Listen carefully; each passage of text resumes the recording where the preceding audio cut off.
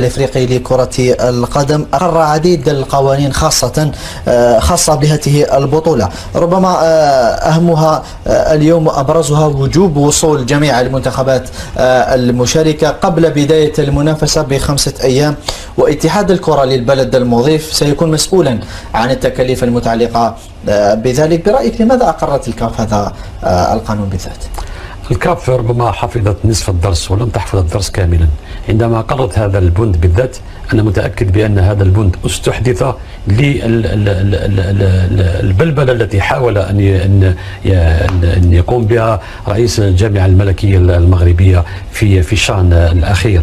لذلك عندما أقول لك حفظت نصف الدرس كان على الكاف أيضا أن تحدد وأن توضح هذه المسألة التي يريد دائما هذا رئيس الجامعة الملكية المغربية أن يركب يعني تلك الحدوثة على الكاف أيضا أن تحدد هذا في أن تحدد بند متعلق بطريقة لجوء أو مجيء المنتخبات الإفريقية إلى البلد المنظم. لذلك أنا أقول بأن هذا البند متعلق بما حدث بالشان، وأقول أيضا كان على الكاف أن تذهب أبعد من ذلك وتوضح طريقة مجيء هذه المنتخبات إلى الجزائر، لأنني متأكد بأن الرجل وبدأ بدأ منذ أسابيع بدأ في هذه المناورة هدد بعدم المشاركة. بدأ في هذه المناورة، وأنا متأكد بأن ربما السيناريو الذي عشناه في الشان الأخير باستحداث هذا البند سوف لن تكون تلك اللحظات التي حاول أن يركبها رئيس الجامعة الملكية المغربية في آخر اللحظات، وهو يضع الكاميرات أمام هؤلاء اللاعبين في المطار وما إلى ذلك. 5 أيام كافية لأن تعلن لنا هل يأتي هذا المنتخب أو ذاك المنتخب أو لا يأتي. الأكيد والمؤكد في نهاية المطاف الشان لعبت بدون ذلك المنتخب ولم يتأثر الشان بغياب هذا المنتخب. الأكيد والمؤكد أيضا بأن هذه البطولة سوف تلعب سواء بحضور كل المنتخبات الإفريقية أو بغياب من يريد أن يغيب. واضح. فريد مطاوي مصطفى مزا، هل يمكن القول أن الكاف أرادت بهذا القرار أن تتجنب ما يسمى بالمسرحية على كل منتخب أن يأتي في الوقت الذي يلتحق به كافة المنتخبات الأخرى دون الانتظار لغاية آخر يوم وتنشيط مسرحية مكتملة المشاهد مثل ما حدث قبل انطلاق الشهر؟ أنا متأكد أنه الدومي راح يزيد يخرج لنا بسيناريو وراح يزيد يخرج لنا فيلم اللي يعرفوا غير هو واللي يعرف يديروا غير هو. على كل حال ما راهيش جديدة. أنا والله غير متأسف. علاش؟ لأنه مرة أخرى راح يحاول باش يزيد يحرم الشباب اللي عندهم ربما رغبة باش يخوضوا منافسة مهمة ومؤهلة لأولمبياد. يقول لك الكاف أنا ما عقبتنيش. يقول لك انا ما عقبتنيش الكاف، ندير نفس البلبله. شوف انا باش ما نطلعلوش من الشان نتاعو، لانه انا اولا انا ما نعرفش به. ثانيا نقول انه هذا الشخص هذا يحاول يفرض بعض القرارات اللي دائما تحاول باش يأثر على السيروره الحسنه تاع المنافسه. او دارها في كاس الشان، وكنت نتمنى انه الكاف تاخذ قرارات صارمه مع هذا الشخص هذا، لانه لما تقول لي انت ان الكاف ما عاقبتنيش ولا ما عاقبتش البلد، انا نقول لك انه هذا الشخص يقدر ياثر على بعض القرارات. راهو عنده وزن ويقدر في بعض الأحيان يغير بعض الأشياء اللي لازم تغير في صالحه. لهذا نقول لك أنه ربما مرة أخرى يحاول أنه يخرج لنا سيناريو آخر، ومتأكد راح يكون هذا السيناريو هذا يحاول يفرض منطقه باش يدخل كذلك الخطوط الجويه تاعو باش يحط في مطار هواري بمدين ولا الى في قسنطينه، ولا يروح مباشره الى قسنطينه. لكن أقول ونحن ننتظر كيف تكون يعني نهاية هذا السيناريو، لأنه البداية دائما نعرفها لكن النهاية دائما ننتظر ردة فعل الهيئات الكروية العليا، لأنه لما تقول لأنه يجي 5 أيام قبل بداية المنافسة، ال5 أيام هذه ما راح تغير حتى شيء، لأنه حتى لو ياخذ القرار باش يدخل عبر الخطوط تاعو ما راحش يدخل متأكد، لأنه القرارات تاع الجزائر دائما ثابتة وما تغيرش. لكن نقول لك أنه في الجهة المقابلة راح يحرم مرة أخرى شباب من منافسة مهمة، من منافسة مؤهلة إلى أولمبياد، وكل واحد فينا وكنا شباب نتمنى أن نلعبوا منافسات مثل هذه. حرم اللاعبين في كأس الشان من منافسة كذلك مهمة، اليوم راح يزيد يحرم شباب تاعو تاع البلد تاعو من منافسة مهمة.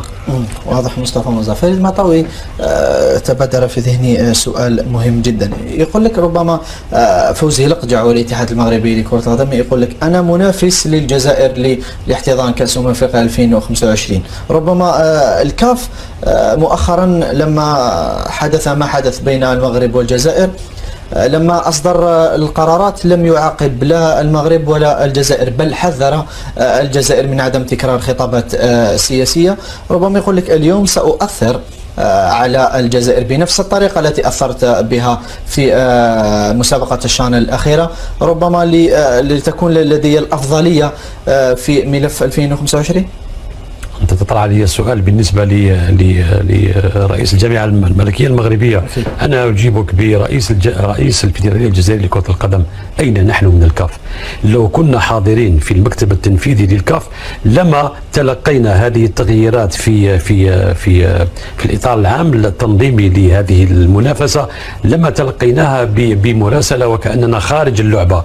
كان من المفروض أن نكون داخل الهيئة التي سنت هذه البنود الجديدة، حتى نفرض ما قلت لك من قبل كيف يعني تأتي هذه المنتخبات إلى المشاركة في هذه الدورة سواء في الجزائر أو غيرها. لذلك أحسن جواب لسؤالك هو أين نحن من قرارات المكتب التنفيذي للكاف. نحن غائبين يا عماد.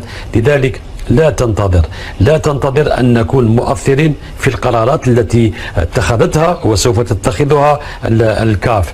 عندما تغيب عن اجتماعات التي تتخذ فيها القرارات، تأكد بأنك لن تكون يعني مؤثر في تلك القرارات. لذلك ربما هو يحاول عبثا بإخراج مسرحية. أنت قلت منذ قليل بأنها مكتملة الأطوار، أنا أقول لك بأنها مسرحية سيئة الإخراج وبدون حضور الجمهور هذه المسرحية. لذلك هو سوف يحاول أن يعيد نفس السيناريو لمسرحية معروفة ومحفوظة. لكن أنا متأكد أيضا مما جاء في سؤالك، أنا متأكد بأن يعني إسقاطات الرجل تذهب إلى 2025. أنا متأكد من ذلك. يريد أن يحصر هذا الإشكال بين هذين البلدين، لأن في الآونة الأخيرة هناك صراع بين هذين البلدين الجزائر والمغرب على احتضان هذه المنافسات، ويعني المنافسة الأم في الصراع هي 2025. لكن أنا متأكد أيضا بأن قرارات الجزائر لا رجعة فيها، سواء حضر في هذه الدورة أو لم يحضر، سواء فاز ب20 أو 25. الأكيد والمؤكد أن القرارات السيادية للجمهورية الجزائرية الديمقراطية الشعبية سوف لن تتراجع، وسوف لن يراجعون هذه القرارات. سوف لن تكون هناك فتح لمجال الجوي بين المغرب والجزائر يعني بأي وسيلة وبأي ممارسة وبأي مساومة. يدخل على تونس باينة. مصطفى مزا، مثلما طرحت سؤال لفريد المطاوي، تشوف أنه الكاف ربما ستأخذ بعين الاعتبار احتضان الجزائر لمسابقتين على التوالي، كأس أفريقيا المحليين وكأس أفريقيا للناشئين، يعني تنظيم الجزائر لهاتين الدورتين ربما سيأخذها الكاف بعين الاعتبار، وربما سيصدر قرارات منح البلد المستضيف بناء على هاتين المسابقتين اللتان كانتا هنا في الجزائر. لا أظن أنه هذه المنافستين هم اللي راح يحدوا من هو. لا، ما يحددوش، لكن يكونوا عندهم دور، خاصة من الناحية التنظيمية واستقبال المنتخبات وما إلى ذلك. ما خليتنيش نكمل. قطعتني في نص طريق. كمل شيخ. نعاود لك نقول لك انا لا اظن انه هذه المنافستين هما اللي حيغيروا قرارات الكاف، لكن الدبلوماسيه القويه في الجهه المقابله قويه. اقول الدبلوماسيه الجزائريه قويه، انا لا اتكلم على الرياضيه، اتكلم على الدبلوماسيه السياسيه قويه. لأن الناس ربما من برا اللي يسمعونا يقول لك احنا نتكلموا على السياسه وكذا ودخلوا السياسه في الرياضه. كيف تسمي انت عدم تنقل البلد اللي تعرفه عماد ويعرفه فريد كيفاش تسميه لما يحاول انه يعني يعمل ضغط باش يكون حاضر في المنافسه لازم يدخل بالخطوط تاعو. يعني واش تسميها انت؟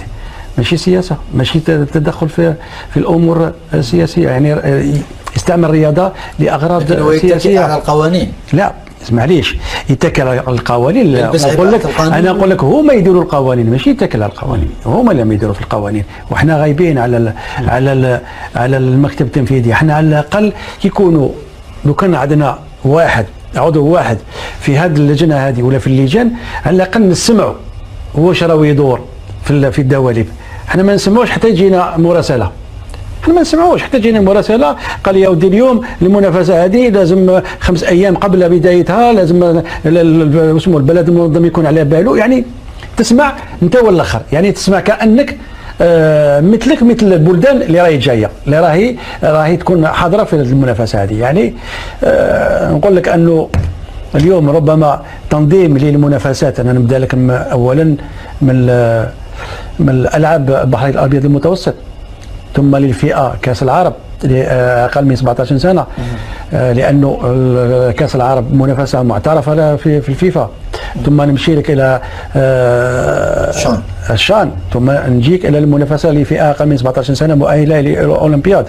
نقول لك صحيح ربما يكون عندها اثر، لكن نقول في اشياء وفي ملفات مثل هذه اعتقد انه الدبلوماسيه اللي هي راح تكون هي الفاصله في ملفات كبيره مثل هذه. انت تحدثت قلت انه البعض يقول لك ان نحن نحاول ادخال السياسه في الرياضه، هو ربما يلعب لك على هذا الوتر، يقول لك انت منعتني من الدخول الى الجزائر وادخلت السياسه في الرياضه. لا شوف، ويلعب على هذا الوتر ويدخل للكاف، ماشي ممكن. شوف الجزائر في هذا السياق هذا وفي كاس الشان الاخيره عملت نقول تضحيه، ما نسميهاش تضحيه، يعني نسميها شيء اخر. سمحت يعني تشاور مع المسؤولين على هيئات كرويه، سمحوا في المنتخب هذاك باش يجي بطائره مباشره، لكن ما هيش بالخطوط اللي عماد تاعهم. فهمتني؟ يعني عملت بعض دي كونسيسيون، عملت تضحيات، لكن القرار قاعد سيادي وما تغيرش. والقرارات احنا الجزائر نعرفوها سياديه وما تغيرش، ولا رجعت فيها، خاصه لما يتعلق بالسياده الوطنيه. نقول لك انه ربما احنا نتكلم على اشياء هكذا، لكن نتصور اشياء اللي راح تحدث، ونعرفوا هذا الشخص هذا، ونعرفوا هذا الانسان هذا دائما يبكي، دائما يحاول يدخل اشياء سياسيه رياضيه لاغراض سياسيه، باش ربما يحاول يضرب استقرار، وكذلك بغيه منه باش يعني يقزم ويصغر الجزائر بتنظيم كاس افريقيا 2025. إذا الإعلام الجزائري يركب عقله ويخرج تصريحات غير مقبولة في حق رئيس الجامعة الفوزي، تقوية جانب الفساد الإداري ويتدخل في شؤون الكاف والتشويش عليها، وحرمان دولة الجزائر من تنظيم كأس أفريقيا 2029 التي قدمت رئيسها طلب تنظيم قضية من المغرب القوي الذي غاد الإعلام الجزائري والدولة الجزائرية بالخصوص على بأن الفوزي رقشة وهو يفعل كواليس من أجل الضغط على الكاف لإعطاء تنظيم للمغرب. ولا تنسوا الاشتراك في القناة وتفعيل الجرس لسبب الجديد.